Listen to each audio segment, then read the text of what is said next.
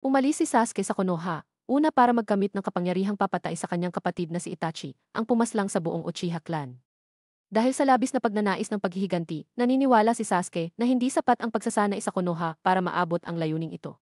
Nang mangako si Orochimaru, isang rogue ninja na obsessed sa kakayahan ng Uchiha, ng lakas sa pamamagitan ng Cursed Seal at Forbidden Techniques, tinalikuran ni Sasuke ang kanyang team, sina Naruto at Sakura.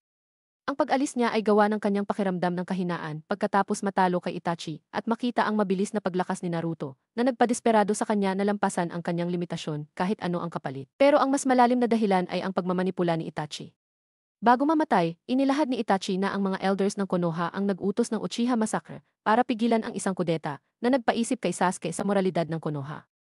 Ang katotohanan ito, kasabay ng kasinungalingan ni Obito, nagpapanggap bilang Madara, tungkol sa pag-exploit ng Konoha sa Uchiha, ang nagtulak kay Sasuke na maghiganti sa mismong village.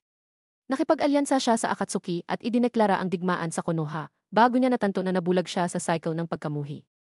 Ang walang pagod na pagkakaibigan ni Naruto at ang tunay na sakripisyo ni Itachi ang nagbalik sa kanya, at itinalaga niya ang buhay para protektahan ang Konoha, pero bilang isang Shadow Guardian, bilang kabayaran sa kanyang mga kasalanan.